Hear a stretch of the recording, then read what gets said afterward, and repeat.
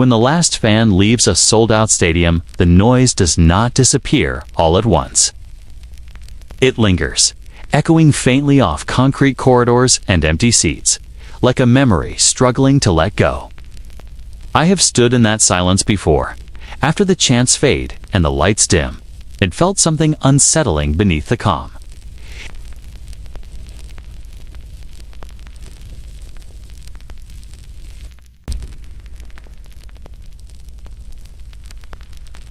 This is where the story really begins. Not with a kickoff, not with a trophy, but with what remains after dominance has already been established.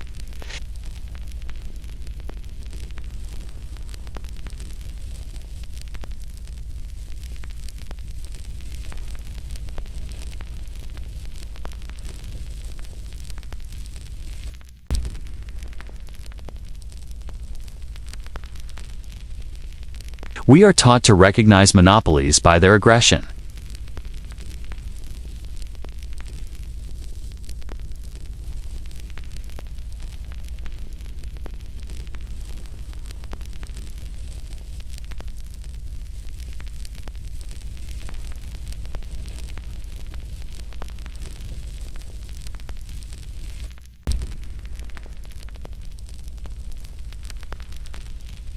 There was a time when professional football was fragile. Competing visions. Players moved between organizations, between cities, between jobs. The NFL was not yet the destination. It was simply one option among many.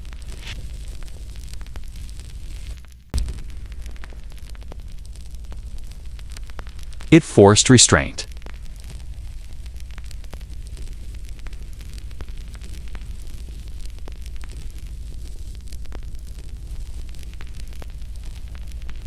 Expansion teams welcomed into new cities with ceremonies and promises.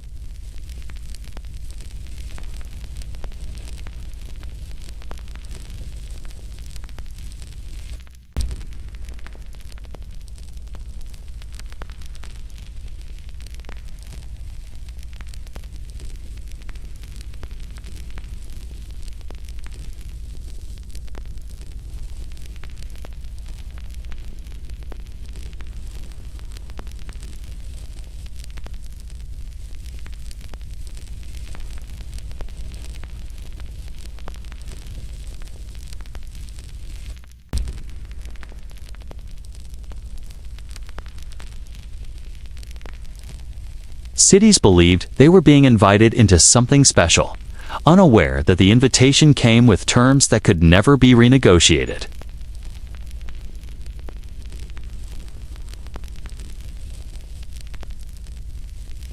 At some point, the question stopped being which league was best. The question became which league was left.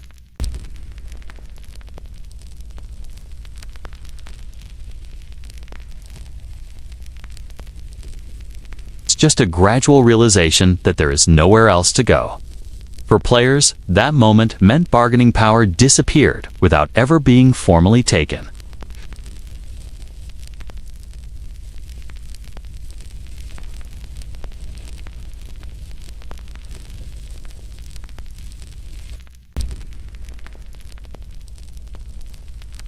The NFL did not need force. It had structure. It had patience. It had law. Every decision reinforced the next. Limiting franchises increased value. Increased value unified owners. Unified owners streamlined control.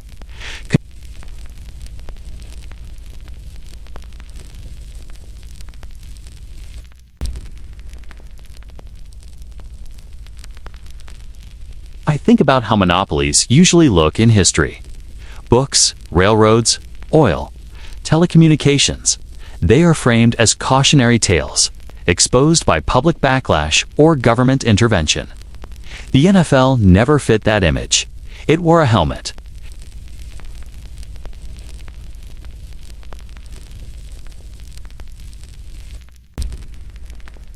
What happens when a sport becomes infrastructure? Infrastructure is protected. It is subsidized. It is defended even when it fails. Cities build around it. Media depends on it. Labor pipelines feed it. And once something becomes infrastructure, removing it is unthinkable. All conversations shift from whether it should exist to how to manage its costs. Competition cannot survive in that environment. Not because it is banned, but because it is starved.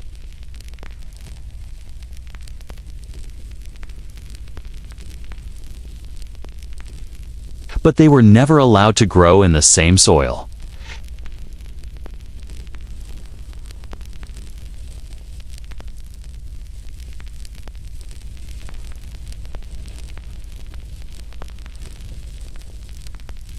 Stillness can be a weapon.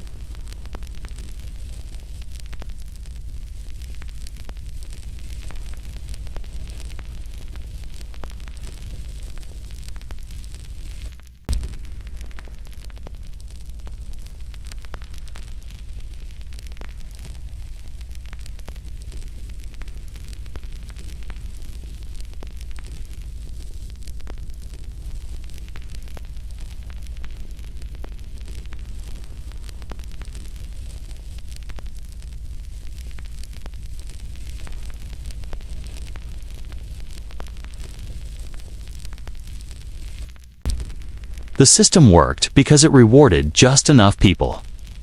Monopolies survive when they distribute benefits narrowly and costs widely.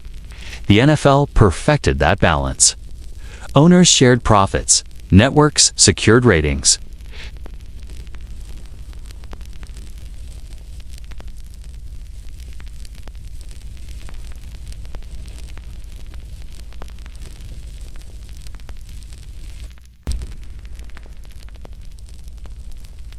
That is the unsettling truth of dominance. It does not feel like oppression. It feels like order.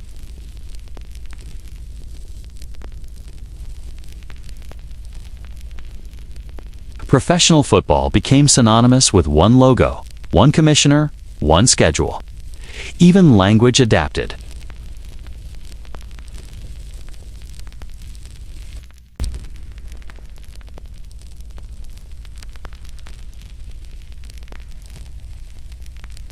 I return again to the empty stadium because it captures the illusion perfectly. The game feels temporary.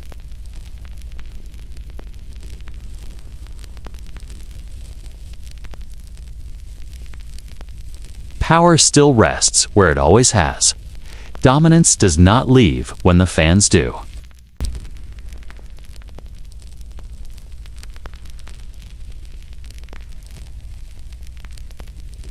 How expansion masked consolidation. How legality replaced hostility. How patience replaced aggression. And how, without ever declaring itself a monopoly, the NFL quietly became one. The silence after the crowd fades is not emptiness. It is confirmation. Confirmation that everything worked exactly as designed. That competition was allowed to vanish without a fight.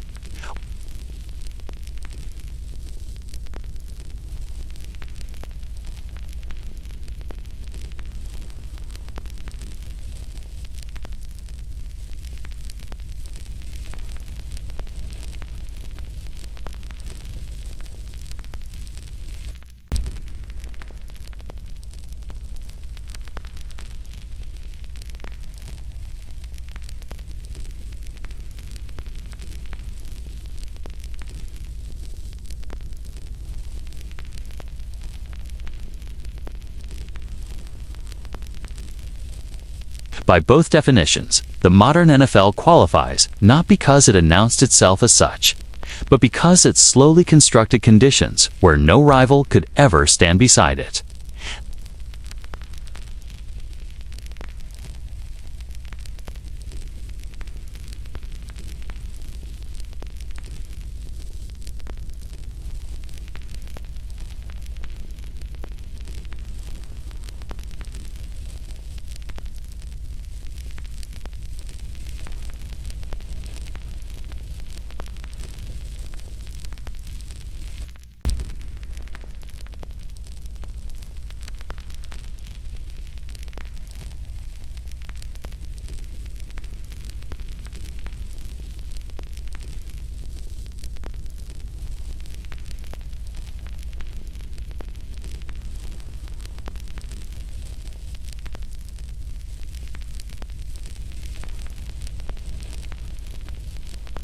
In that environment, monopolistic control was impossible because power was dispersed and unstable. Football's turning point came when instability met mass media. Radio first expanded the reach of the game, but television transformed it.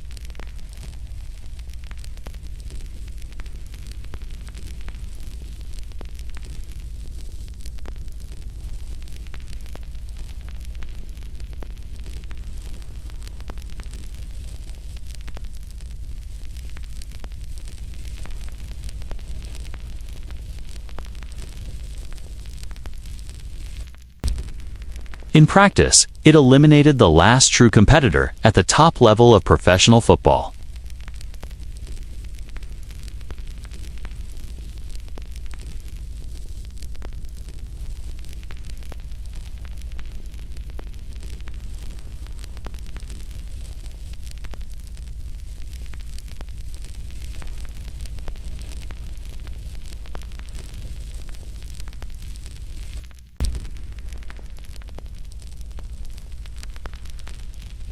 Cities were divided, assigned, and protected. This removed internal rivalry and ensured owners never faced local competition from another NFL team or league-sanctioned alternative. Scarcity was preserved by design.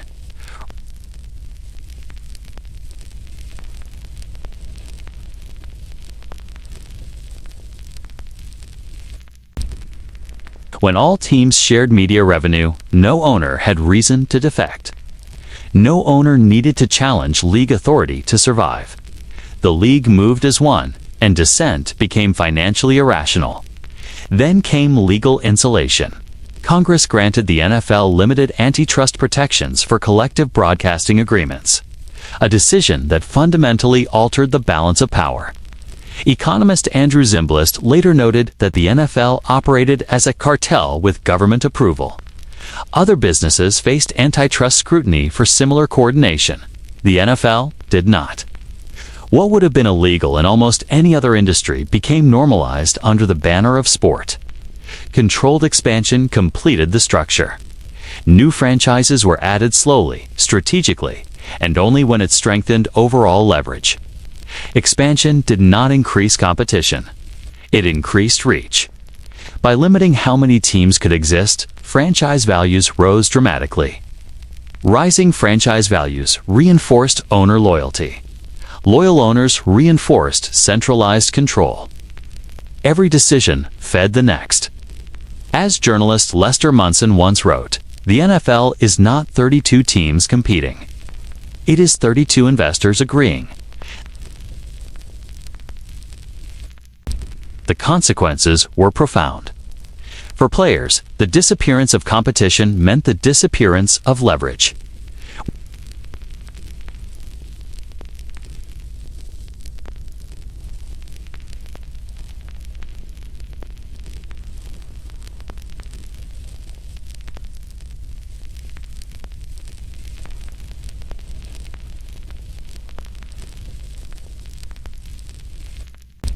For cities, the monopoly shifted bargaining power dramatically. Municipalities no longer negotiated as equals. They competed against one another for limited franchises. Public funding became expected, not exceptional.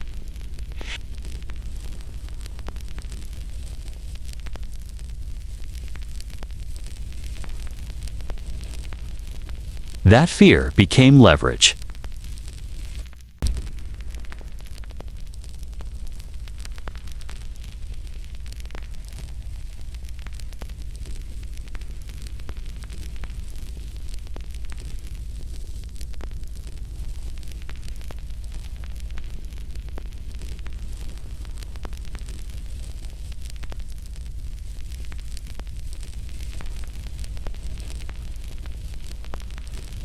It is not about secret meetings or conspiracies. The NFL did not need secrecy. It needed structure. Every step was legal. Every decision was justified as reasonable. That is what makes the outcome so durable.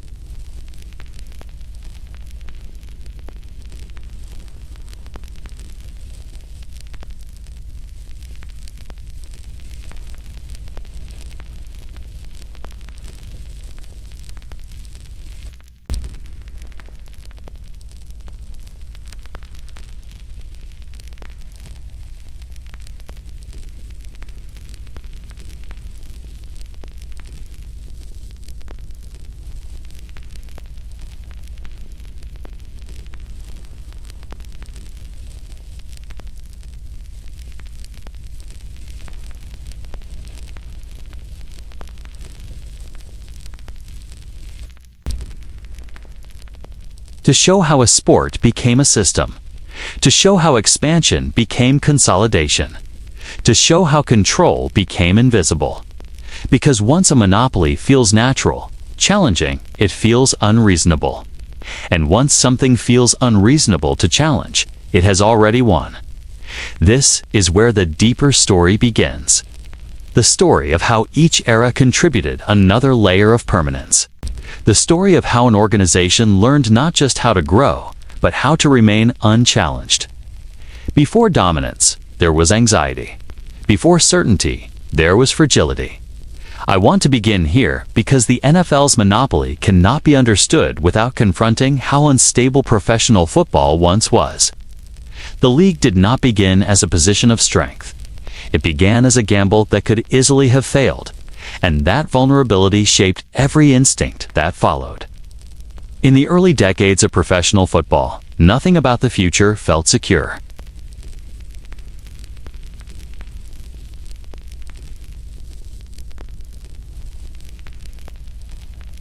Owners worried each season whether fans would show up, whether players would stay, whether the league itself would exist a year later. This was not an empire in formation. It was a collection of experiments hoping to survive. Players held leverage simply because owners had so little. Many athletes worked other jobs during the week. Contracts were short, loosely enforced, often renegotiated out of necessity. If an owner pushed too hard, players could walk. The team folded, players moved on without ceremony. Power was fragmented, dispersed by instability. That fragility made competition both dangerous and unavoidable.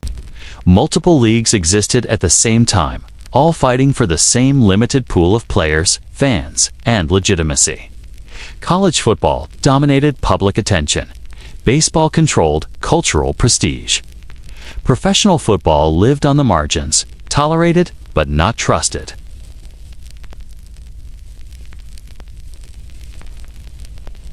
Another league could sign away your quarterback. Another team could set up shop a few miles away. Without deep resources or national reach, one bad decision could end everything. It is important to understand this emotional context because it explains the league's earliest instinct. Survival mattered more than spectacle. Stability mattered more than purity. If control could be achieved, it was worth pursuing, even if it meant abandoning open competition. Owners learned quickly that fighting one another weakened everyone. Independent ambition was risky.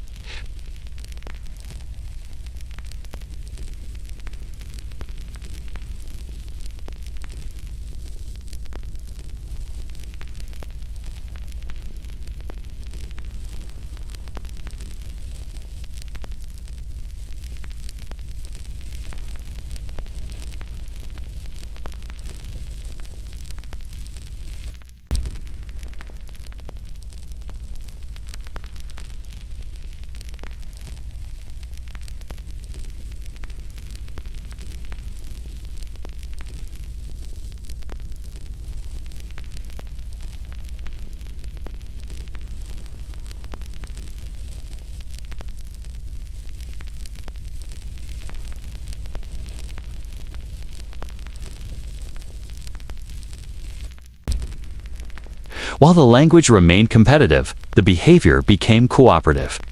This was not driven by greed alone. It was driven by fear. Fear of collapse. Fear of irrelevance. Fear that professional football would once again be pushed aside by stronger institutions. In hindsight, it is easy to label these actions as calculated.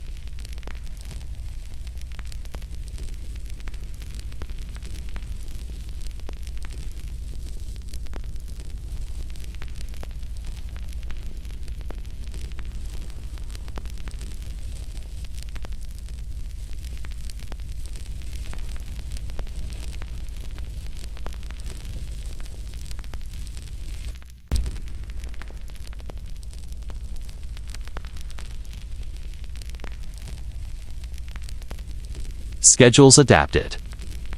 But when the war ended, something else emerged with it. Opportunity. Post-war America was different. Suburbs expanded. Television ownership increased rapidly. Disposable income grew.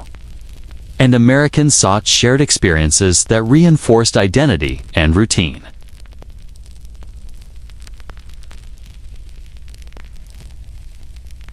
The NFL was ready because it had already learned how to align internally.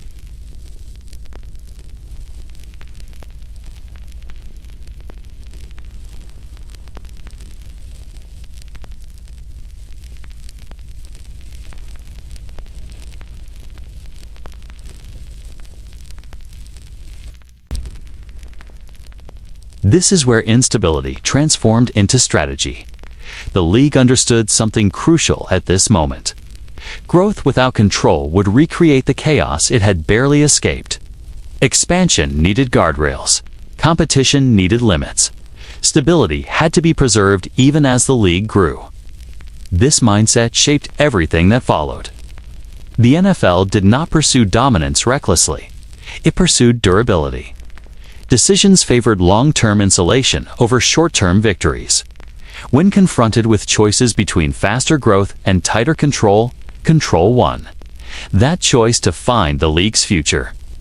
I think it is easy to romanticize early sports history as more pure, more democratic. In reality, early professional football was harsh, uncertain, and exploitative in different ways.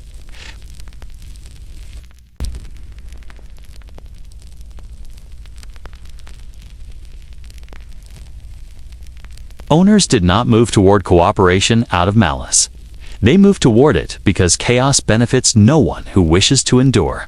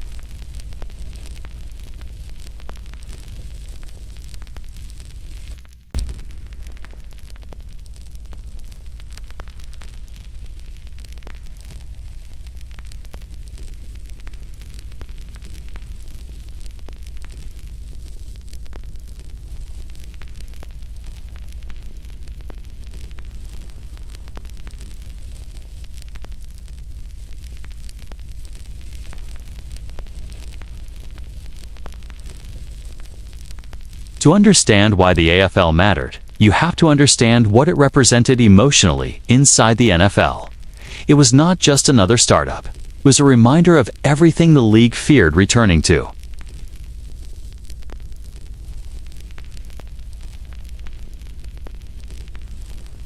The AFL did not begin with tradition or prestige. It began with ambition.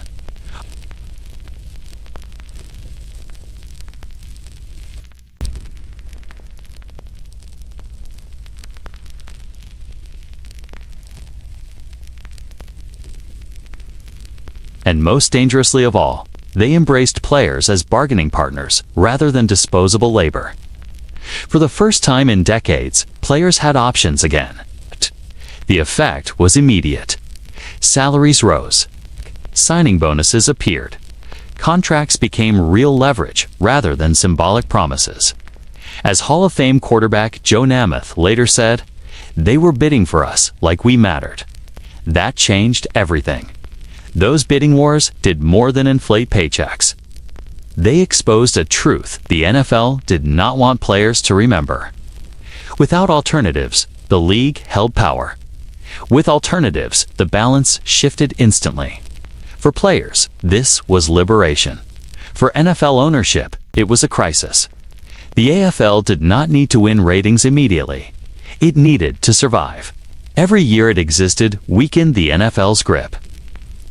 Every contract signed by the AFL reminded players that labor was not obligated to remain loyal to one institution. Competition revealed how fragile control still was. Inside NFL ownership circles, fear returned. Not public panic, but calculated concern.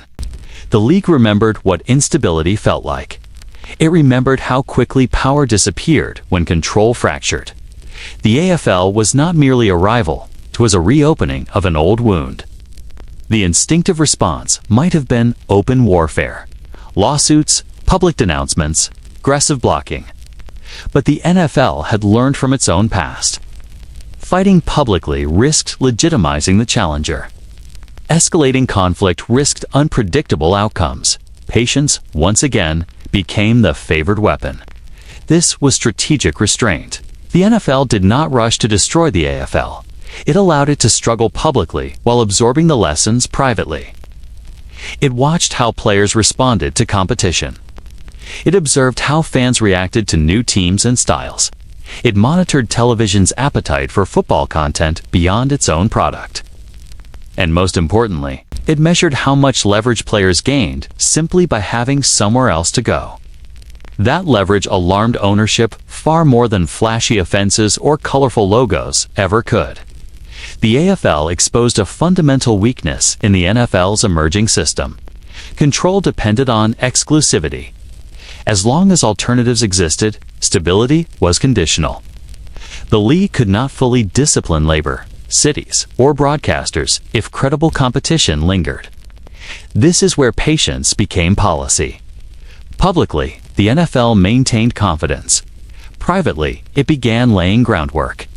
Conversations shifted away from defeating the AFL to containing its impact. How long could it survive? How expensive could competition become? And how could the league ensure that once this challenge was resolved, no similar threat would ever arise again? The AFL, for all its innovation, lacked what the NFL already possessed: deep institutional alignment. Unified ownership interests, established legal standing, and cultural legitimacy. These advantages allowed the NFL to wait without appearing weak. Still, the damage to the NFL's labor control model was real. Players saw their worth increase overnight. They learned that loyalty was negotiable. As former NFL Players Association President John Mackey later reflected, when the AFL showed up, the mask came off. We saw what our labor was really worth. That revelation could not be undone. It forced the NFL into a decision: either compete indefinitely in an open market or eliminate the market itself. What followed is often remembered as a peaceful resolution. The AFL-NFL merger is framed as maturity, progress, unity, But from a structural standpoint, it was something else entirely. It was a solution to a labor problem, a consolidation that restored control under the guise of cooperation. By absorbing the AFL, the NFL eliminated bidding wars permanently. Salaries could once again be managed within agreed boundaries. Player movement could be regulated. The open market closed quietly. But before that happened, there was a period of uncertainty that shaped everything to come. Owners understood something deeply during the AFL years. If one rival could empower players this much, another could do it again in the future. That possibility terrified them. So the merger was not just about ending competition. It was about preventing competition from ever becoming viable again. Structures created after the merger reflected that goal. Centralized media deals, unified governance, shared revenue, legal protections. Each tool reduced the likelihood that another AFL could ever emerge. In hindsight, the AFL was both threat and teacher. It forced the NFL to modernize. It revealed vulnerabilities. And it convinced ownership that dominance had to be permanent, not provisional. The irony is that many of the AFL's contributions were celebrated publicly. The Super Bowl, offensive innovation, national appeal.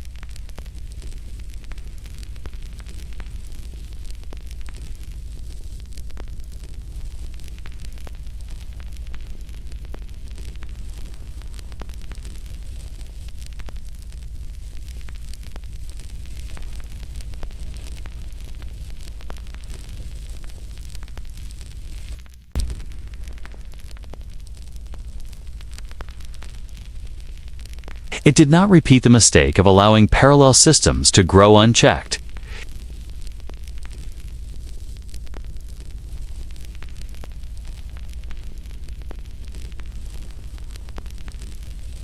That lesson became doctrine.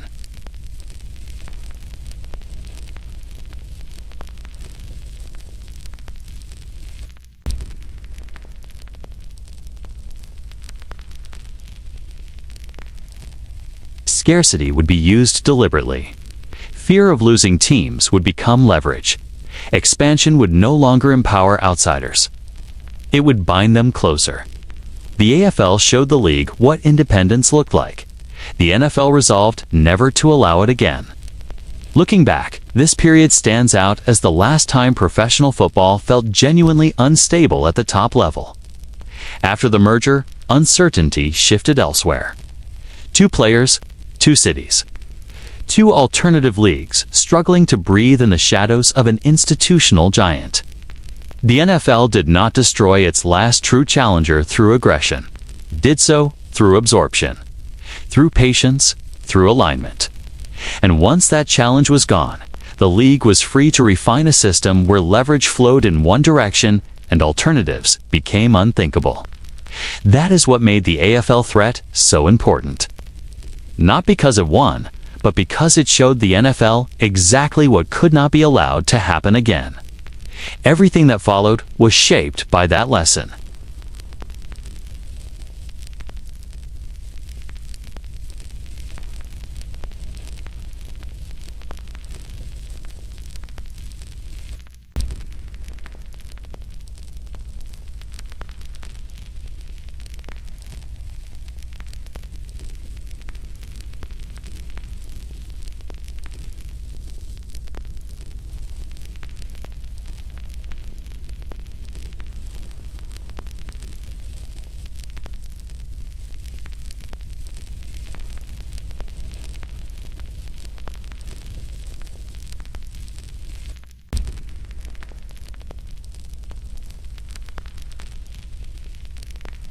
Players' salaries were rising faster than owners were comfortable with.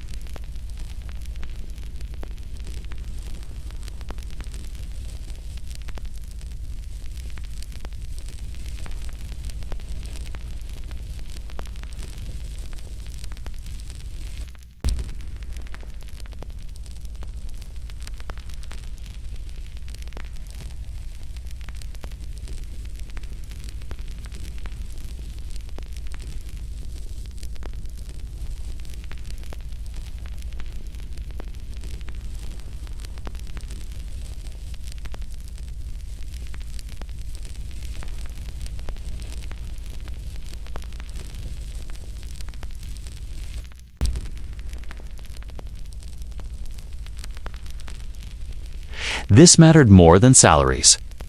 Television money was predictable, scalable, and collective. It insulated owners from local failure. Stability increased. Risk diminished. Pete Rozelle, the commissioner who oversaw much of this transformation, understood television not as broadcasting, but as governance.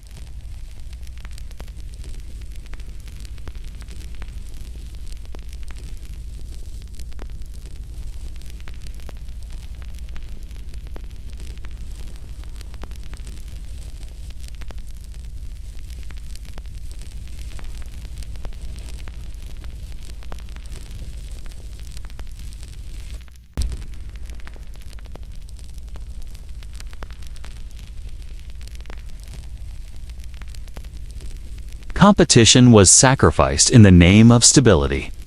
That approval set a precedent. The league learned that political resistance would be manageable. That cultural popularity translated into legal flexibility. Monopoly, when wrapped in tradition and spectacle, could be defended as national heritage. The Super Bowl emerged as the merger's most brilliant camouflage. Framed as a celebration, it masked what had been lost. Fans saw spectacle. The league saw narrative control.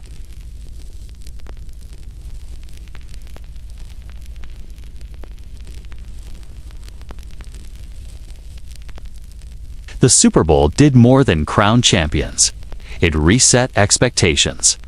The NFL no longer presented itself as a league among many.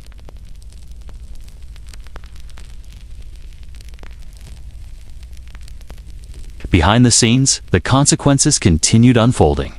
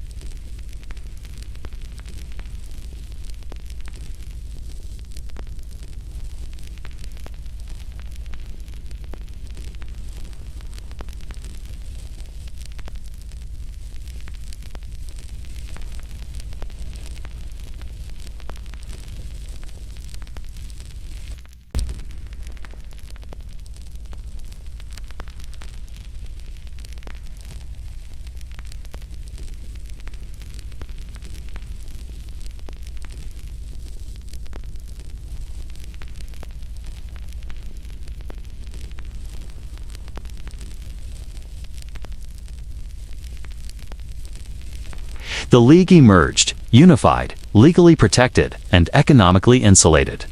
Players emerged, employed but constrained. Cities emerged, invested but dependent. Media emerged, profitable but compliant. And fans emerged, entertained, unaware that the very thing they loved had crossed a threshold. From that point forward, professional football was no longer merely competition. It was infrastructure, embedded into calendars, cities, and culture. Too large to challenge, too valuable to disrupt. The AFL and FL merger changed everything, not because it created something new, but because it made alternatives impossible.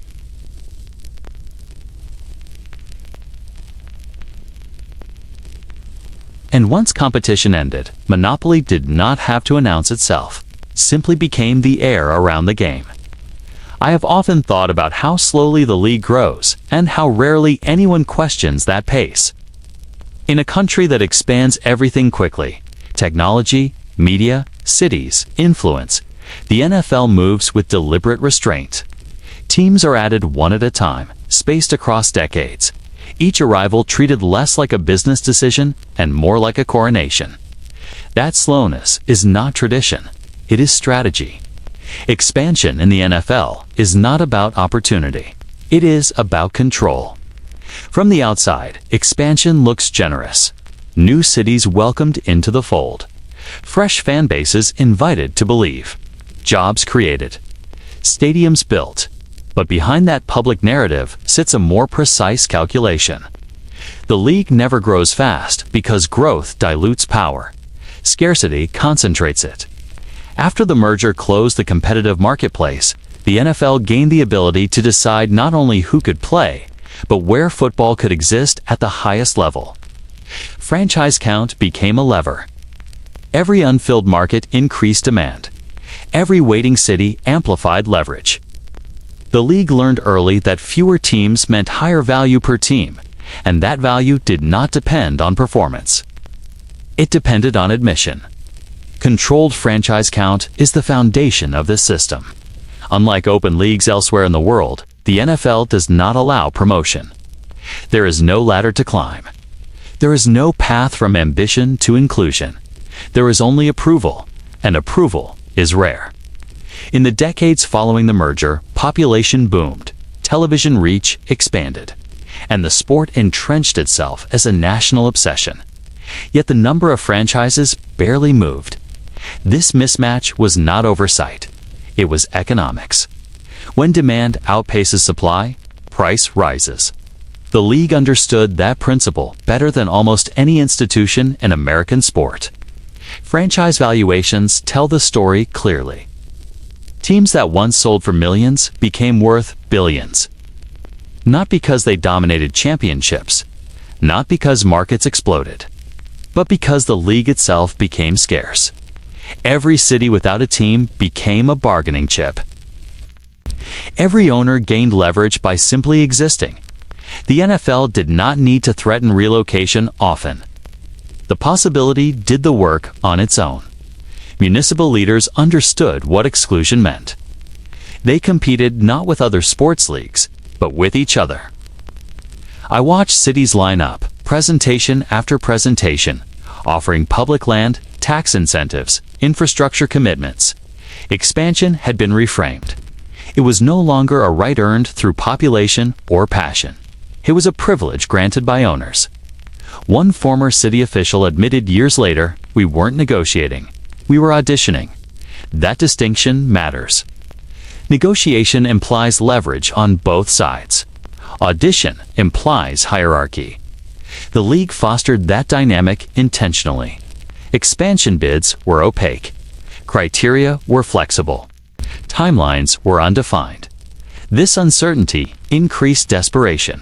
Cities did not know when the next opportunity would arrive, so they overextended when it did. At the same time, existing owners benefited from expansion fees.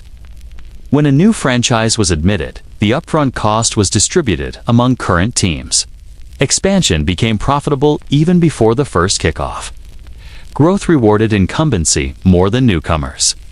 This structure discouraged frequent expansion, Why dilute shared revenue when scarcity raised value faster?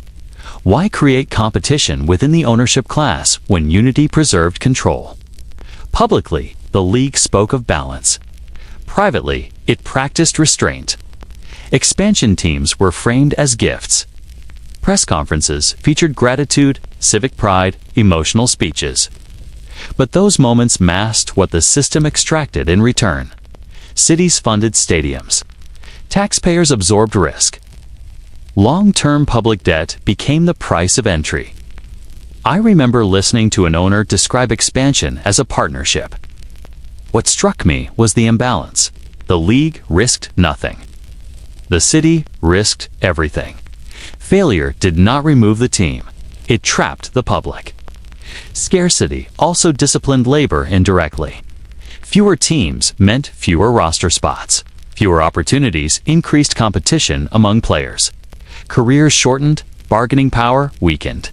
Even stars understood that employment was finite and centralized. Expansion could have relieved that pressure. More teams meant more jobs. But relief was not aligned with ownership interest. Control was. The NFL framed measured growth as protecting quality. They argued that adding teams to quickly diluted talent. It was a convincing story. Fans accepted it because the product remained polished. What was less discussed was how that argument aligned perfectly with maintaining leverage. Artificial scarcity became normalized. Fans debated expansion locations without questioning the underlying model. Media speculated endlessly about which city was next while never asking why so many waited. The league rarely explains its criteria. Market size, corporate presence, stadium plans, political support. These are mentioned but never weighted openly. That ambiguity keeps applicants pliable. This approach mirrors cartel behavior. Membership is restricted. Entry is costly. Benefits flow upward. Stability is prioritized over innovation. Owners understand this implicitly. They vote together. Expansion decisions require consensus. Every new team must be acceptable to all, meaning it must pose no threat. Geographic boundaries are protected. Markets are balanced. Nothing is left to chance. One economist described NFL expansion as the slowest growth curve compatible with public demand. That phrasing stayed with me. Compatible, not responsive. The league adjusts just enough to maintain goodwill without surrendering control. In moments of crisis, expansion pauses entirely. Economic downturns, labor disputes, broadcast renegotiations, growth waits until leverage peaks again. Fans rarely perceive scarcity as exclusion. They experience it as prestige. Being chosen feels validating. Being left out feels unfortunate but inevitable. That emotional framing protects the system. Expansion also strengthens internal loyalty. Owners who benefit from rising valuations become defenders of the structure. They have no incentive to disrupt a machine that rewards patience. I sometimes imagine an alternative history where expansion was frequent and competitive, where new teams emerged in response to demand rather than approval, where cities could build without fear of abandonment. Well, that world never materialized because it was never allowed. Instead, the league perfected the art of growing slowly enough to feel permanent. Expansion was never about meeting the public where it was. It was about reminding the public who decided. As the decades passed, this model hardened. Admission became rarer. Fees skyrocketed. The line between sport and institution blurred further. By the time fans realized how few alternatives existed, the alternatives were gone. Expansion as scarcity is not a flaw in the system.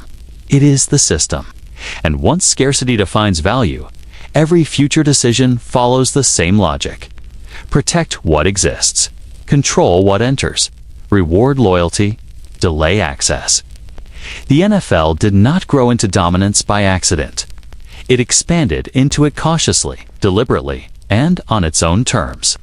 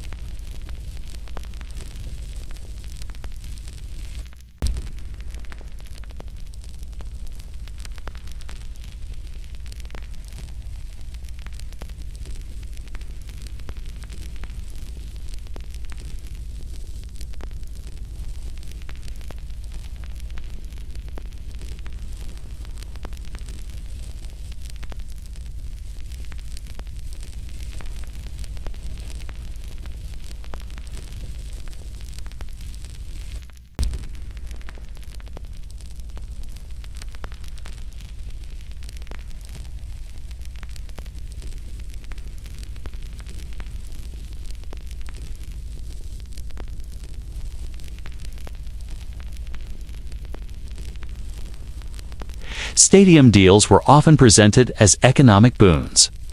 Owners and city leaders promised job creation, urban renewal, and increased tourism. Yet rigorous economic analysis repeatedly demonstrated that these outcomes were overstated. Revenue flowed toward private owners while municipalities assumed debt and risk.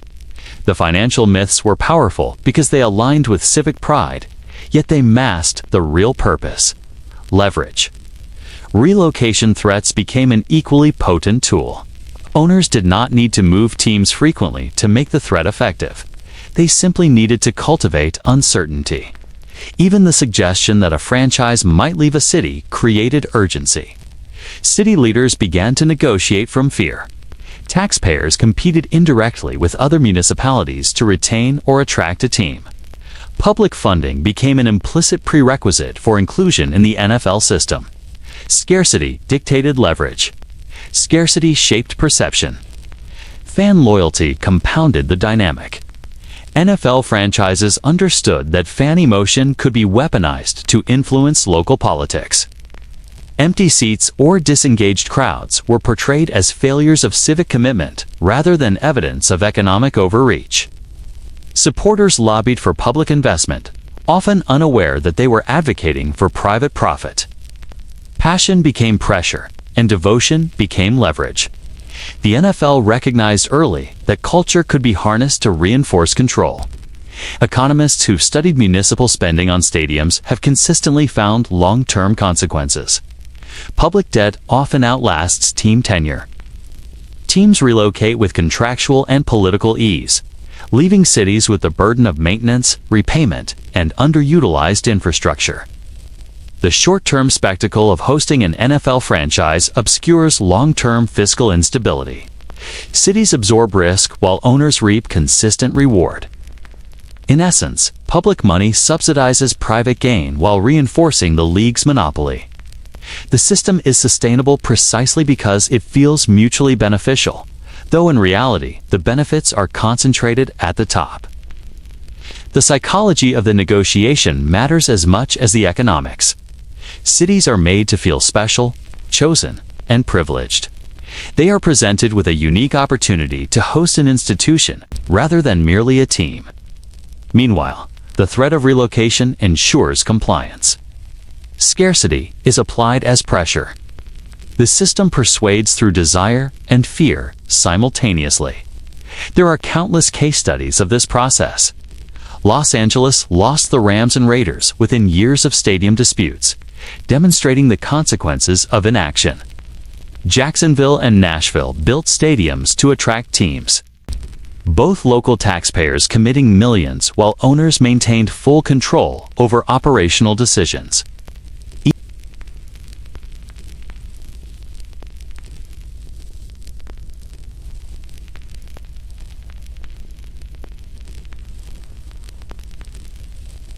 The NFL's strategy in these negotiations is simple but effective. Align incentives with scarcity. Frame outcomes as privilege and exploit loyalty. Municipalities believe they are investing in community prosperity. Owners know they are investing in themselves.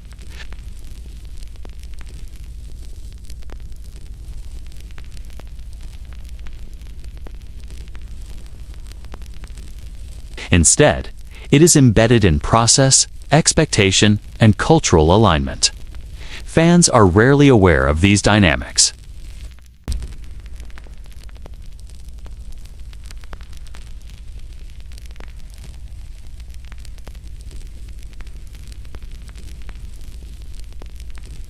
It reinforces scarcity as power and embeds the assumption that the league's permanence is inextricable from civic complicity. From a historical perspective, this method of leverage extends lessons learned during the early fragility of professional football.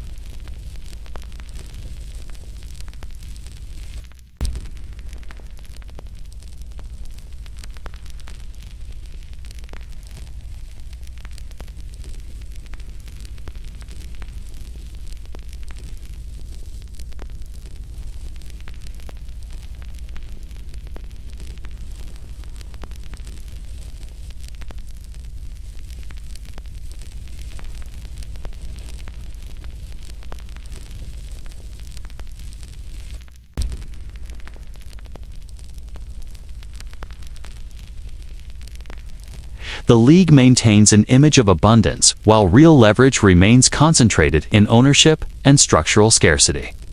The consequences for cities are lasting. Public funds often serve immediate political objectives, but create long-term financial liability.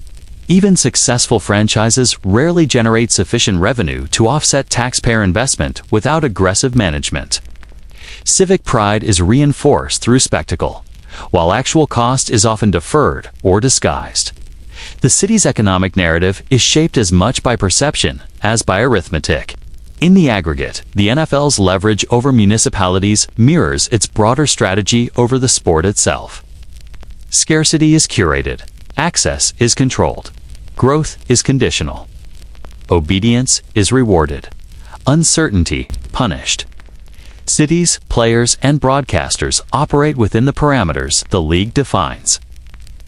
The illusion of choice persists, but meaningful competition has been structurally minimized. Perhaps the most compelling aspect of this strategy is its subtlety. There are no overt threats. There are no violations of law. The league operates within legal frameworks, public expectations, and cultural norms. Authority is exercised quietly, consistently, and with little overt resistance because the mechanisms of leverage are internalized by every participant. This batch of the story illuminates how control operates beyond contracts, drafts, and expansion. It demonstrates that the NFL's dominance is not merely economic, but structural, cultural, and psychological. Stadiums and city relationships are a vital part of the architecture of power. Understanding this dynamic reveals the league not simply as a collection of teams or games, but as a system that embeds scarcity, leverages loyalty, and manages perception. Public money builds private gain. Fan devotion enforces participation. Cities negotiate against themselves. The monopoly is quiet, disciplined, and highly effective. The NFL did not simply become a dominant sports league. It became an institution capable of orchestrating entire ecosystems of dependence, with stadiums as both anchors and instruments of leverage. Professional football's dominance is not simply a product of strategy, culture, or television.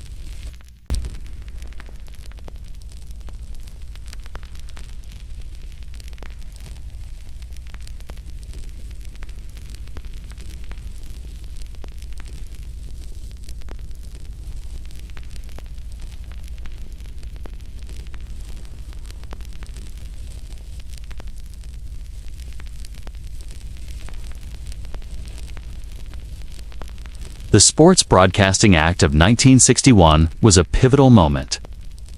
It granted the NFL limited antitrust exemptions to pool television rights and coordinate national broadcasts.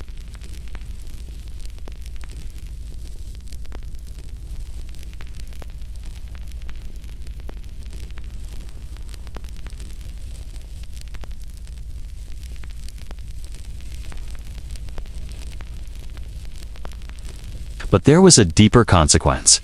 Centralized contracts also reduced the power of local competition. It eliminated the ability of rival leagues or even individual teams to undercut the market. The law, intended to promote orderly distribution of broadcasts, became a shield for monopolistic control. Expansion power was similarly reinforced through legal precedent. When cities competed for franchises, or when owners considered relocation, federal courts consistently treated NFL decisions as internal governance rather than standard business behavior. The league could grant or withhold entry, set territorial boundaries, and manage market access without triggering antitrust liability. Legal observers noted that this created a fundamentally different market dynamic. In other industries, similar practices would be illegal. In football, they were protected. Congressional intent also mattered.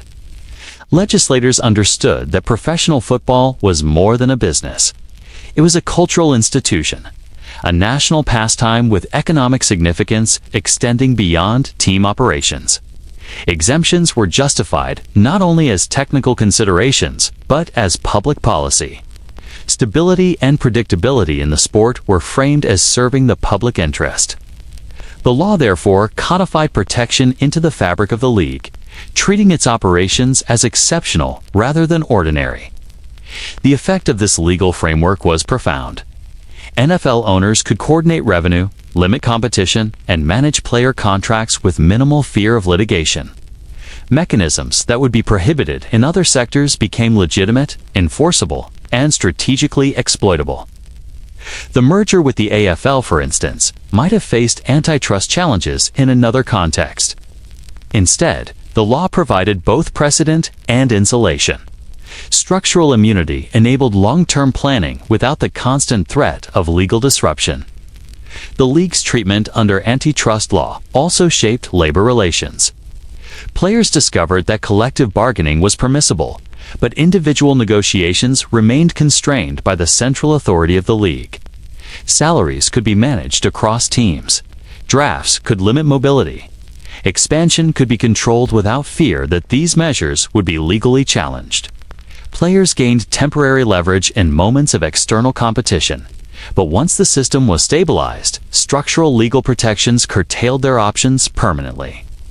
What is remarkable is the consistency of the approach. Courts and legislators did not grant ad hoc privileges.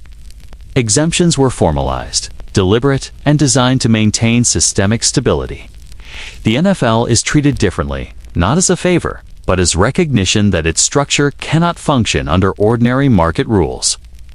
Monopoly is legal because the league's operations are framed as inherently cooperative.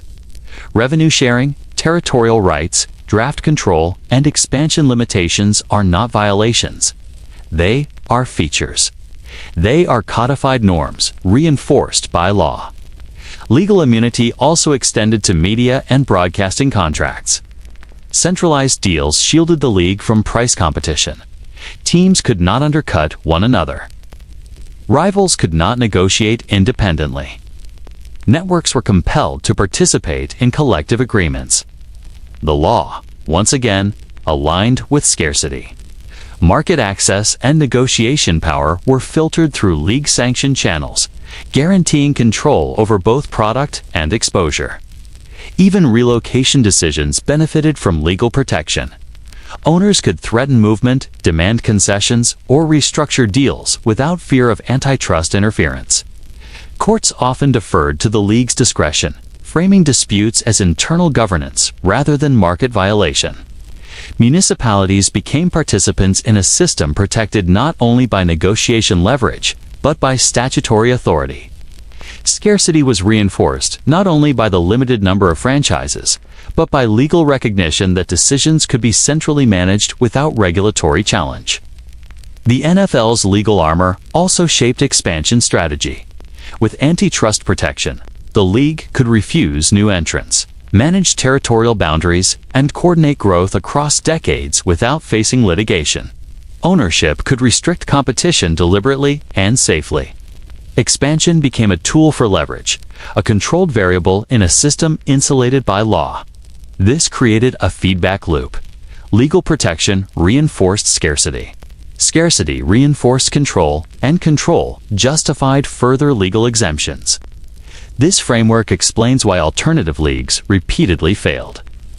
Competing organizations could not secure media rights, enforce contracts, or achieve financial stability. Their inability to challenge the NFL legally compounded their operational disadvantage. Labor might have been sympathetic, fans might have been curious, but the system itself was protected by law. Monopoly was both de facto and de jure. It is tempting to consider the NFL's dominance as purely cultural or financial. In reality, the legal environment amplifies those advantages. The league's monopoly is not merely the result of business acumen or fan loyalty. It is also codified in statutes, protected by precedent, and reinforced by regulatory frameworks. Structural immunity transforms what could be a fragile hegemony into durable authority.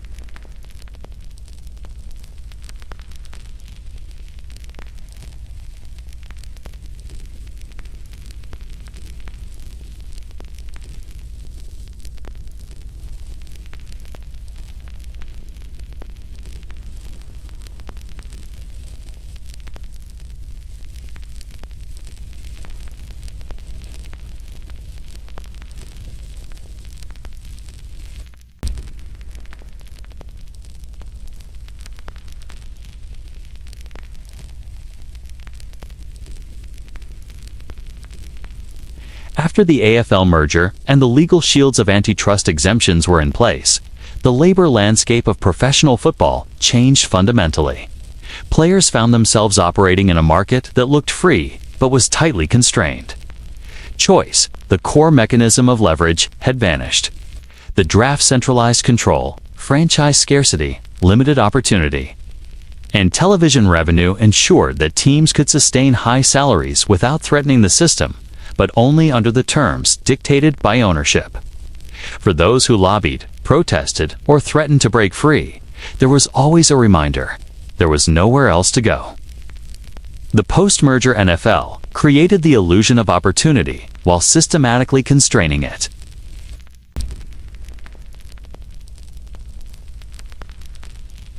The draft limited mobility, giving ownership unilateral rights over talent. Expansion, previously a potential source of new bargaining positions, was controlled and rare. Labor had been powerful when leagues competed, but the lessons of the AFL's challenge proved temporary. Once absorbed, the structural levers of control returned with full force.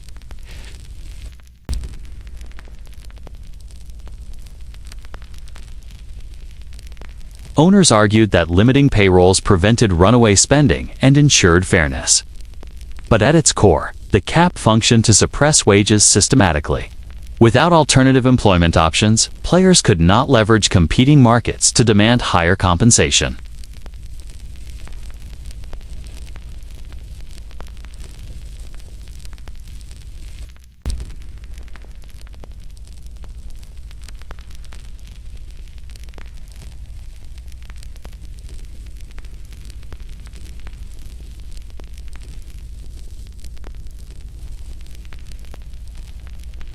Collective bargaining allowed for negotiation on certain issues. But the structural scarcity of franchises and the legal protections enjoyed by ownership ensured that even union victories were conditional.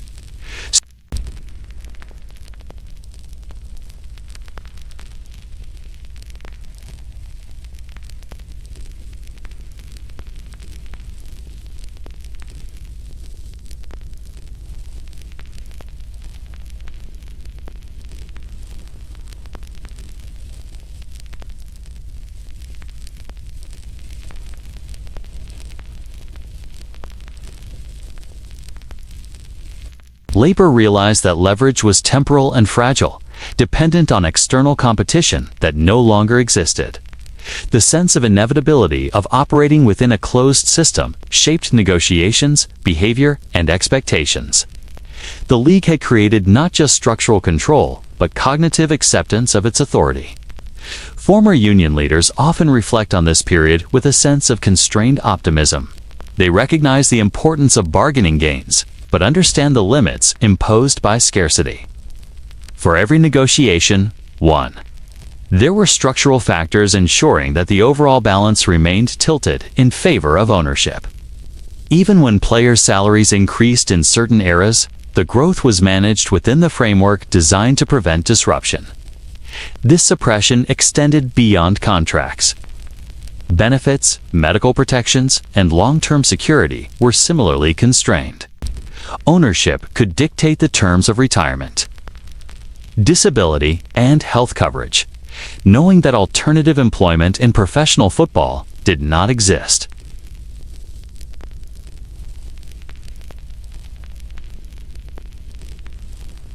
The NFL's monopoly extended not only over markets and media, but over the livelihoods of those who powered the game on the field.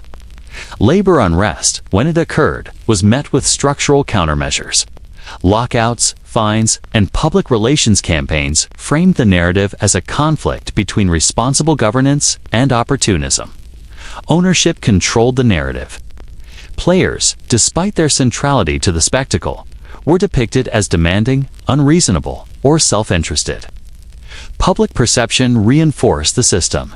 Scarcity and structural control were rarely challenged in the media because the league framed scarcity as excellence and discipline rather than limitation and exclusion.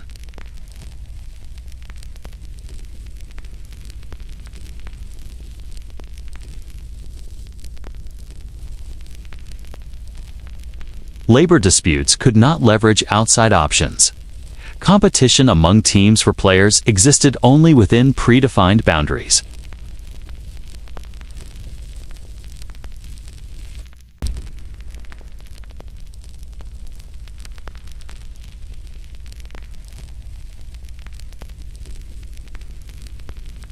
Psychological conditioning became as important as economic constraints. Players internalized the reality that the league's authority was absolute. Ambition had to be expressed within the boundaries defined by ownership. Compliance was rewarded. Resistance was punished. The result was a workforce that accepted structural scarcity as natural rather than imposed.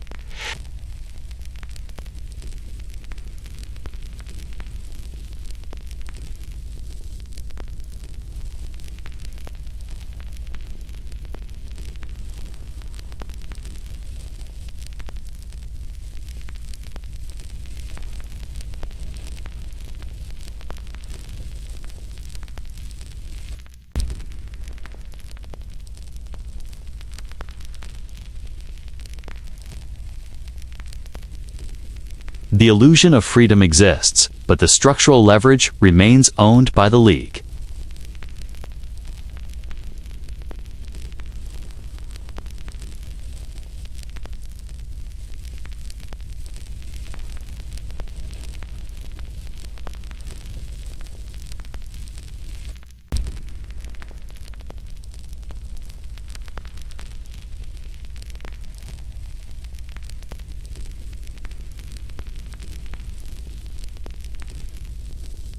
In reflecting on this reality, it is clear that the post-merger NFL did more than manage players.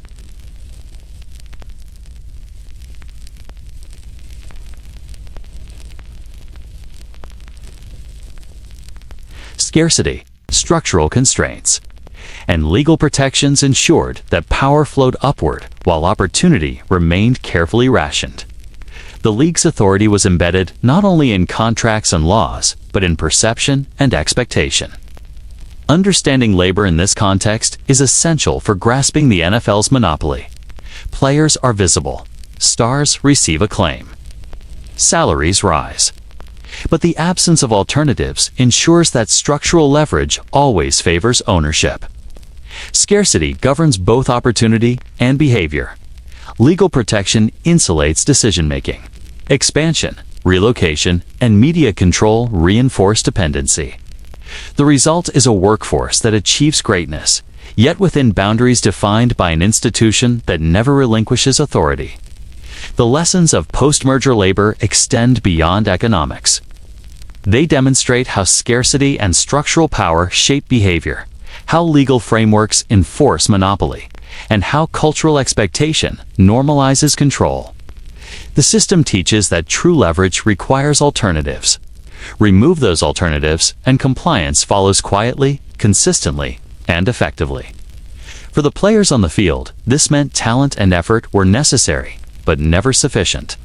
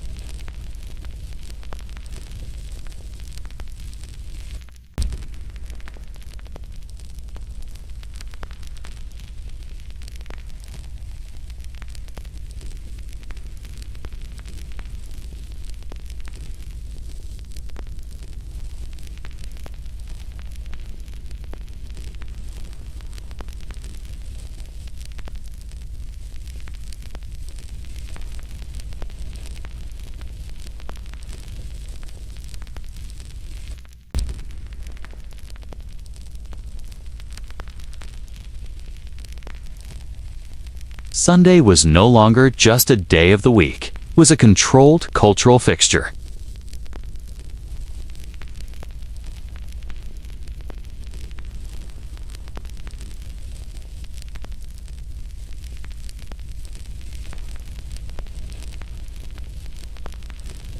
Blackouts ensured that local attendance remained a priority while discouraging alternative viewership patterns.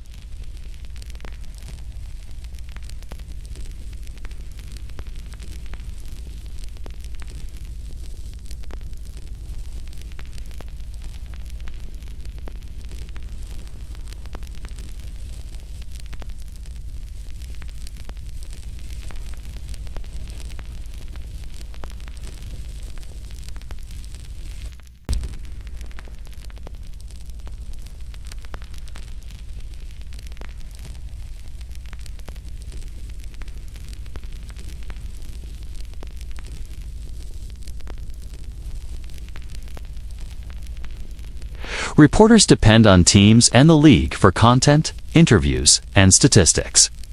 Critical voices are often filtered, isolated, or constrained by contractual access. The media becomes a participant in reinforcing scarcity. Scarcity of alternative narratives, scarcity of critique. Stories of conflict or challenge exist, but are often framed within league-sanctioned parameters, creating a sense of inevitability around authority. The press, intentionally or not, validates the system even as it covers it. Myth-making is both defensive and proactive. The NFL curates narratives that highlight heroism, triumph, and continuity while minimizing systemic critique. Rivalries, dynasties, and legendary plays are not just entertainment. They are structural reinforcement. They embed the league in culture, making alternatives seem unnecessary or implausible. Fans internalize the sense that professional football is enduring, inevitable, and singular. The ritualistic repetition of Sundays, the centralized coverage, the orchestration of access, and the shaping of stories collectively construct a myth of permanence. It is both a shield and a tool. Cultural dependence is reinforced by these mechanisms. Cities and fans invest emotionally, economically, and socially. The ritual of following teams week after week creates behavioral habits that bind audiences to the system. Scarcity and scheduling, territorial exclusivity, and controlled broadcast windows amplify this effect.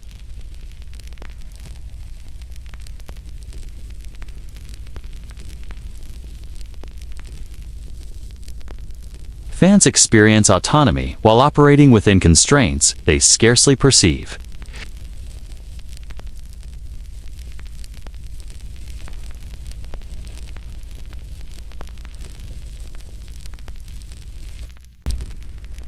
Contract negotiations, strikes, or lockouts are presented in ways that minimize systemic critique and maximize audience engagement.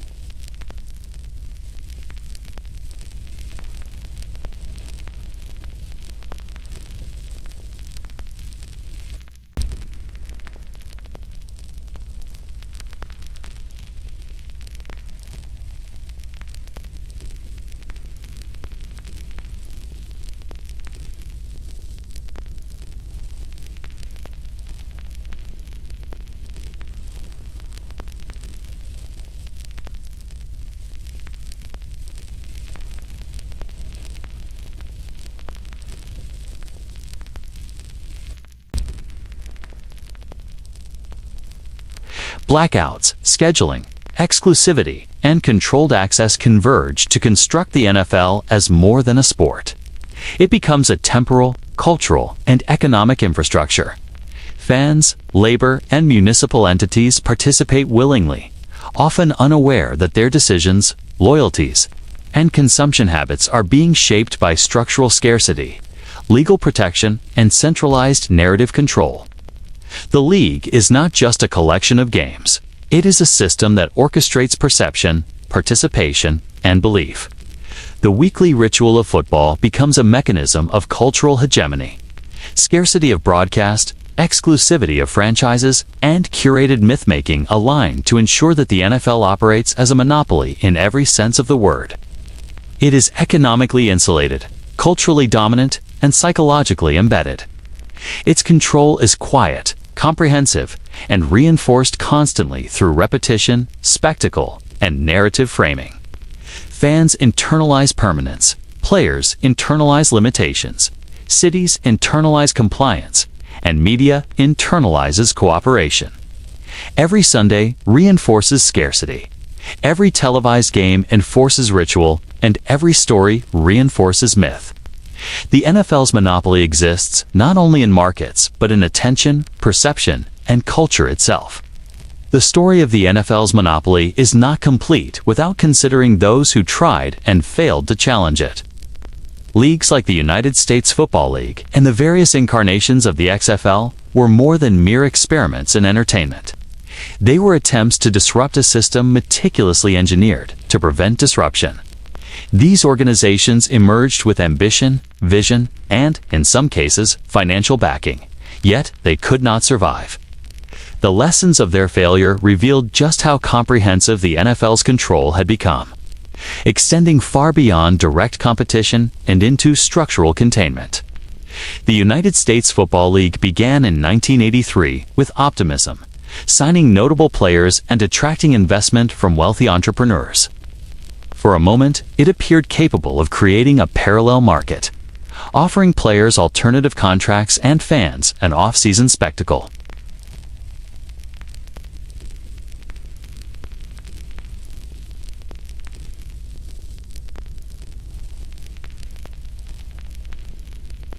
Exposure remained limited, reinforcing scarcity in attention. Players could negotiate salaries, but the financial insulation provided by the NFL's centralized television revenue made sustained competition impossible. The USFL's strategy of spring football, intended to circumvent direct overlap, proved insufficient to establish legitimacy or long-term stability.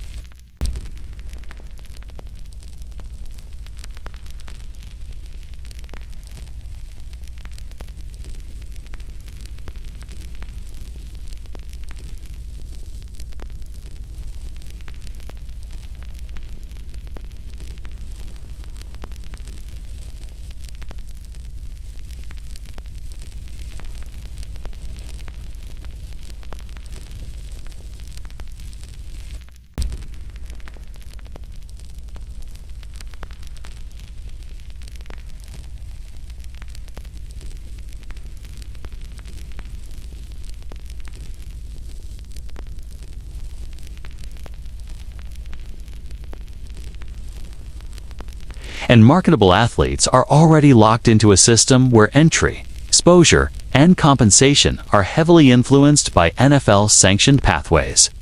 Scarcity of top talent reinforces scarcity of market alternatives.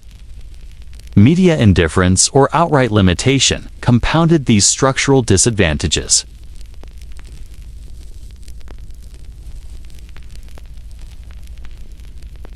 Coverage of alternative leagues is minimal, often framed skeptically or as novelty. The financial and cultural power of the NFL ensures that secondary leagues cannot secure sufficient attention to achieve sustainable growth.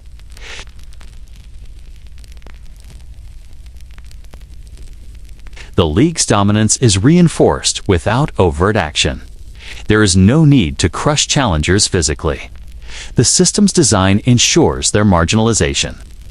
Even legal mechanisms work indirectly to contain competition. The NFL's antitrust exemptions and broadcast contracts are structured to maintain centralized control of exposure and revenue. While these protections are not absolute barriers to entry, they increase risk and decrease leverage for would-be competitors.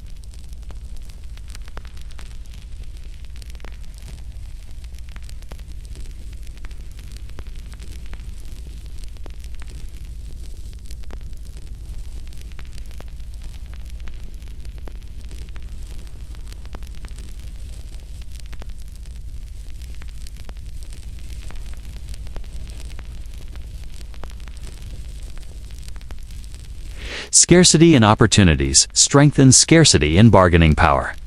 Players may achieve individual gains, but structural control over employment and exposure remains centralized.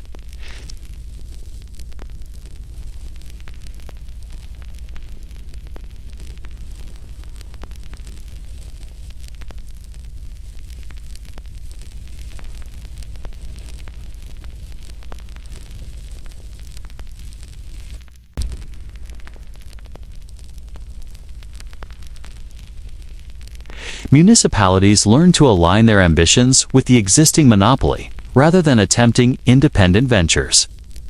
Culturally, the failure of alternative leagues strengthens myth-making. The narrative becomes one of inevitability. Professional football is a singular, enduring institution. Fans perceive stability, legitimacy, and permanence.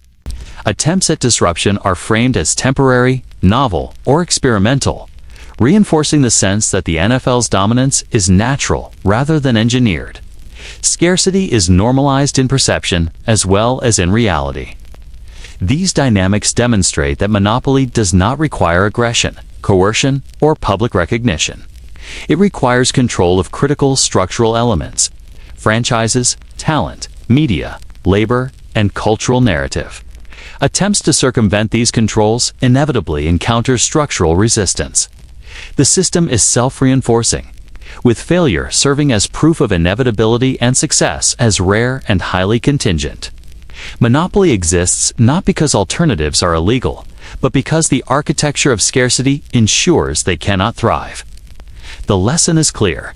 Dominance in the NFL is comprehensive. Alternative leagues fail not solely due to poor management or lack of interest.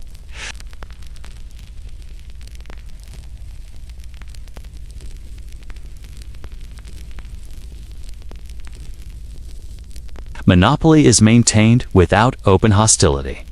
It is a consequence of design, patience, and strategic containment.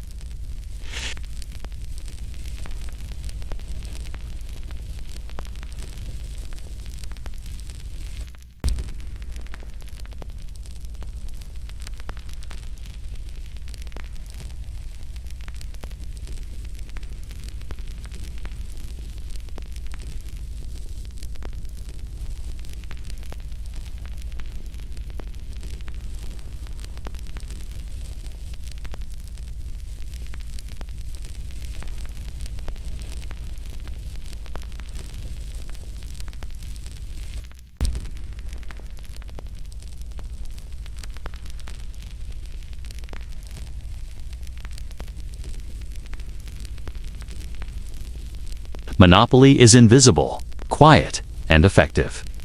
The league maintains supremacy without overt force, leveraging every mechanism at its disposal to shape markets, labor, media, and culture. History demonstrates that when alternatives appear, the architecture of scarcity ensures their containment, collapse, or marginalization.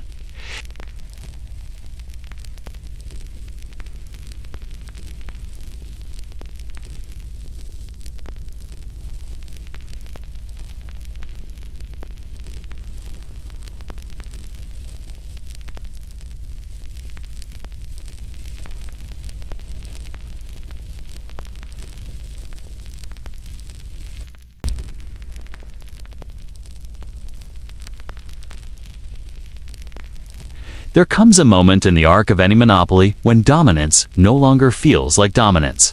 It feels natural. It feels inevitable. For the NFL, that moment arrived decades ago, gradually and imperceptibly. Fans no longer ask whether professional football could exist differently. Cities no longer question whether alternative leagues might survive. Players accept the boundaries of opportunity as given. Scarcity has been normalized. Control has been internalized. The league has become infrastructure, the default reality, and its dominance so complete that its power is invisible to those who participate willingly. This is the final stage of monopoly, the point at which it is no longer recognized as such. College football plays a central role in this inevitability. It is not merely a developmental league. is a feeder system designed to perpetuate scarcity and reinforce structural control. Top collegiate programs serve as pipelines into the NFL, filtering talent through league-sanctioned channels and standardized evaluation processes. Scouts combines and draft protocols align with the league's priorities, ensuring that the flow of players meets the structural needs of scarcity and control.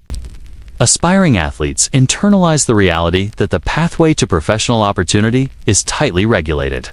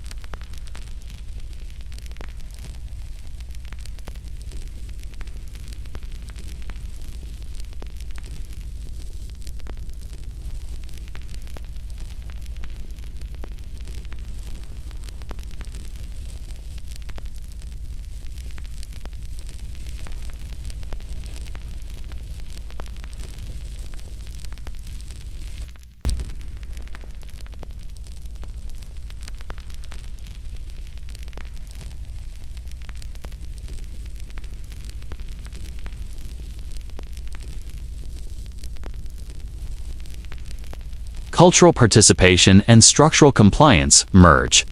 Monopoly is reinforced through engagement, not coercion. The perception of inevitability also shapes labor expectations.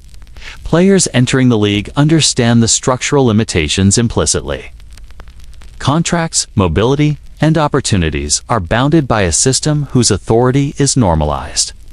Labor struggles, strikes, or collective bargaining gains occur within the framework of scarcity, legal protection, and institutionalized control.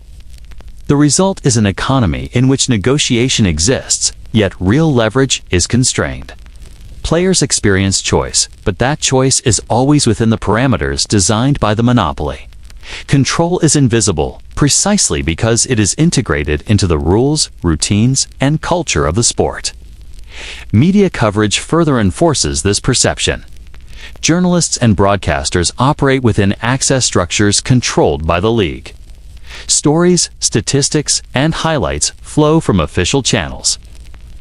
Critique, if it exists, is filtered or mediated. Fans consume narratives that reinforce permanence, inevitability, and singularity. Alternative leagues, if discussed at all, are framed as ephemeral or experimental, their failures serving as proof of the system's correctness. The monopoly, fully normalized, functions in part through perception. Scarcity, authority, and inevitability are internalized and rarely questioned. Economic control remains embedded as well. Franchise valuations, revenue sharing, and broadcast agreements all contribute to the sense that the NFL is both untouchable and natural. Cities invest heavily in stadiums and infrastructure because scarcity implies necessity. Relocation threats, expansions, and public financing operate within the assumption that the league is the default and only viable option. Municipal, corporate, and labor participants all act as if the system is fixed, reinforcing its permanence without direct enforcement. Monopoly is achieved not by overt force, but by creating the conditions under which challenge is improbable and participation is habitual. Monopoly also manifests psychologically. Scarcity is perceived as scarcity of value rather than scarcity of opportunity. Fans feel privileged to witness the games. Players feel honored to compete. Cities feel validated by franchise approval. The structural control of markets, media, labor, and ritual is experienced as normalcy. Invisibility, in this sense, is the ultimate power. Dominance that cannot be seen is dominance that cannot be challenged. Authority internalizes itself across all participants, making disruption both unlikely and culturally unthinkable. Even within labor relations, this normalization persists. Free agency, salary negotiations, and union activity all operate within a system in which the boundaries are understood. Players may fight for incremental gains, but they do so within parameters that the league has established. Scarcity, legality, and media exposure ensure that leverage is temporary and symbolic rather than transformative. The system produces a workforce that accepts limits as natural, not imposed. The NFL's inevitability extends to perception of history. Generations of fans experience the league as if it has always existed in its current form. Competing leagues are footnotes. Expansion decisions are treated as natural growth. Labor disputes are framed as episodic drama. Cultural and structural control are internalized as continuity. The league's monopoly is therefore complete. Structurally, economically, culturally, and psychologically. Understanding the NFL at this stage requires recognizing how invisibility operates as power. Dominance is not only legal, financial, or operational. 'Tis embedded in rhythm, ritual, culture, perception, and narrative. The system becomes self-reinforcing. Fans, players, cities, media, and institutions participate willingly in its perpetuation. Scarcity is accepted as standard. Control is internalized as inevitability.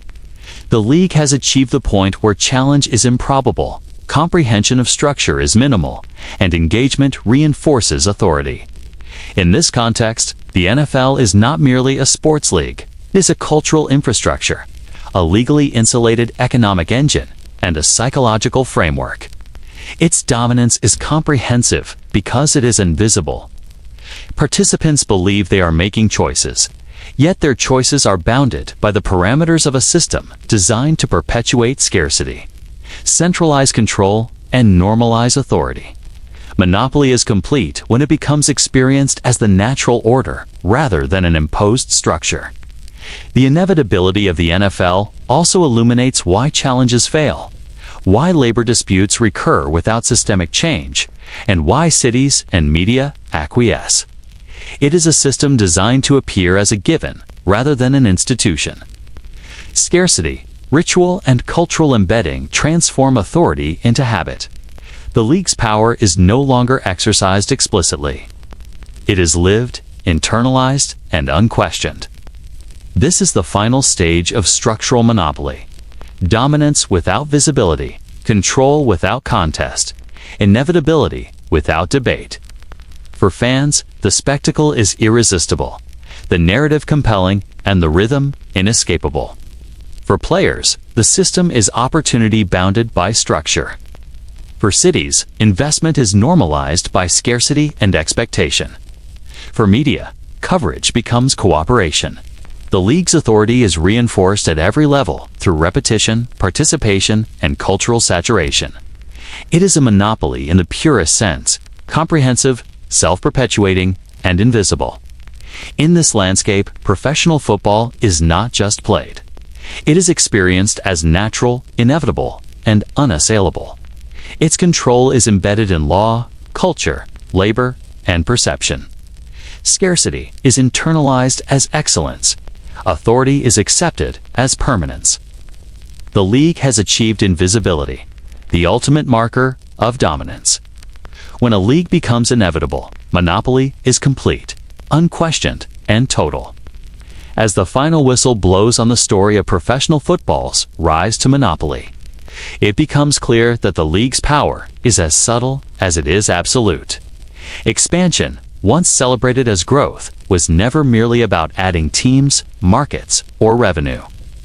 Each addition was a carefully calculated move, a way to consolidate authority, control scarcity, and shape the choices of players, fans, and cities alike.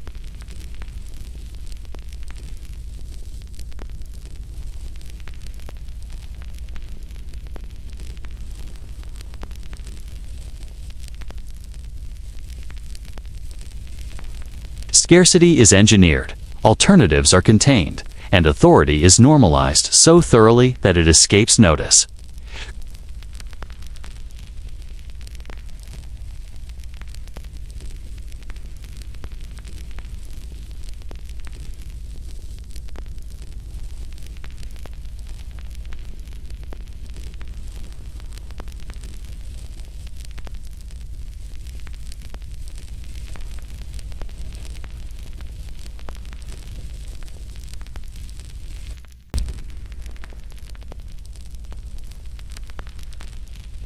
Players accept boundaries because there is no alternative. Cities comply because relocation, threats, and financial scarcity are understood.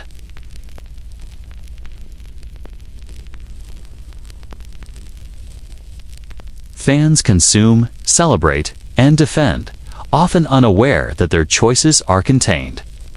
Authority, in this sense, has become invisible. It no longer needs to justify itself because it is experienced as inevitability. Yet invisibility does not diminish consequence. There is a cost to this system, and it is borne in multiple dimensions. For players, scarcity constrains autonomy, bargaining power, and career trajectories. Even the most talented athletes navigate a market in which legal structures, franchise control, and scarcity of teams dictate opportunity and limit mobility. The illusion of choice masks systemic constraints, creating a psychological environment in which compliance feels natural, even desirable. Labor is visible, celebrated, and yet structurally constrained, a paradox in which brilliance thrives but freedom remains circumscribed. The personal cost of this containment is subtle, emotional, and long-lasting. Cities and municipalities also absorb the consequences. Scarcity of franchises and the ritualized nature of professional football transform investment into negotiation with a system that can demand enormous public expenditure. Stadiums, infrastructure, and civic promotion are leveraged against municipal interests. Yet the public perceives the relationship as natural rather than coerced. Civic ambition aligns with the league not out of genuine collaboration, but because scarcity and engineered authority leave little alternative. Economic narratives of local benefit often mask long-term fiscal consequences, perpetuating a cycle in which control is both exercised and normalized through the willing participation of city stakeholders. Competition, once the lifeblood of football, has been systematically contained. Rival leagues that might have provided players, cities, or fans with alternatives are marginalized or fail outright. Scarcity of exposure, talent control, and media access ensures that challenges rarely succeed. Monopoly does not need to crush its competition aggressively. The architecture of scarcity, legal protection, and cultural embedding ensures that alternatives are improbable. The system maintains dominance, not through overt hostility, but through structural inevitability. What remains is the appearance of a thriving, competitive sport, while the reality is a carefully controlled, largely unchallenged monopoly. This convergence of control across labor, cities, media, and culture creates a paradox. The league is beloved, celebrated, and culturally indispensable. Yet it operates with a degree of power that, if understood fully, might unsettle even its most devoted followers. Can something so widely cherished also be structurally coercive? Can a sport that inspires community, joy, and identity simultaneously limit opportunity, manipulate perception, and constrain autonomy? The answer is neither simple nor judgmental, but the questions themselves illuminate the ethical dimension of invisible power. Dominance, once normalized, carries consequences that are diffuse, emotional, and often unnoticed, but no less real for their subtlety. The NFL's monopoly also invites reflection on accountability. When control is invisible, when scarcity is internalized as excellence, where does responsibility lie? Players, fans, and cities participate in sustaining the system. Yet the structural design originates with ownership, legal frameworks, and league governance. Accountability is diffused precisely because authority is invisible. The systems that enforce scarcity, manage media, and consolidate revenue operate quietly, Yet the consequences, leverage civic financial exposure, and elimination of competition remain tangible. This is the duality of normalized dominance, effortless to maintain, costly in its effects. Cultural perception compounds this dynamic. Fans experience football as ritual, celebration, and identity. The Sunday games, televised narratives, and curated mythologies reinforce loyalty and internalize the sense of inevitability. Scarcity feels natural, authority feels deserved, and engagement feels autonomous.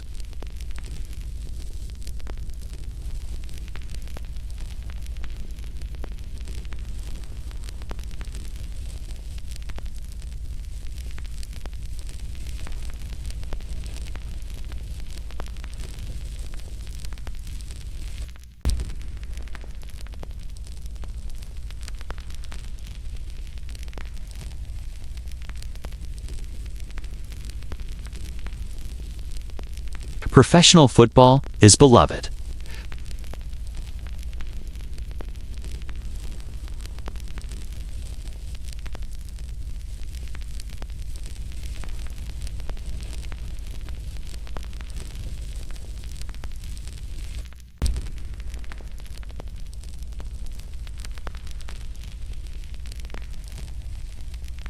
The system's design produces outcomes that feel natural, inevitable, and desirable, while simultaneously limiting freedom, constraining opportunity, and defining the terms of participation. It is a silent orchestration, a structural dominance experienced as routine rather than force. Reflecting on the NFL's journey, one recognizes that the league is both remarkable and consequential.